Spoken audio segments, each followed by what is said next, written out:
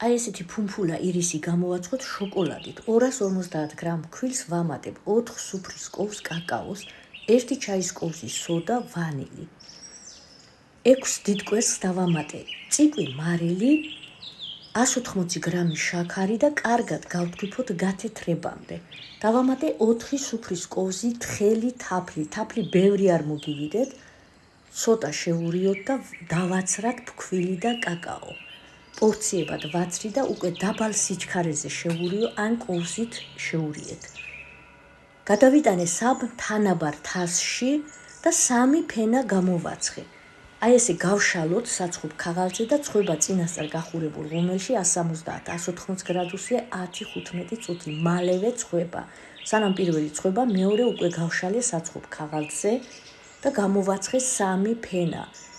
თბილსვე გადავაზროთ საცხობი ქაღალდი, გასაციებლად დავტოვოთ სეტკაზე, ბადე სეტკაზე და როცა უკვე კარგად გაცივდება, ფენები დავალაგოთ ერთმანეთზე. ასეთი ფენები შეგიძლიათ შეინახოთ მაცივარში რამოდენიმე დღე და როცა მოგისურვებათ, მაშინ გააფორმოთ. კრემისთვის 250 გრამი კარაქი გავთქვიფეთ გათეთრებამდე, 4-5 წუთი მაინც თქვიფეთ, ვამატებთ ვანილს და შევათქვიფე 2 კილა მოხარშული შესქელებული რძე. აქ უკვე ბევრი თქვეფა აღარ უნდა, გამოდის აი ესეთი ძალიან გემრიელი კრემი.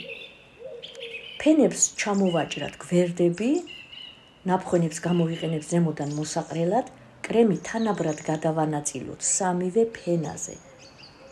ბოლო ფენა აი ესე თავდაყირა დავდე, რომ უკეთესად სწორი ზედაპირი ჰქონდეს და უკეთესად შეისრუტოს კრემი. დავკრემოთ და მოვაყაროთ თავისივე ნაფხენები.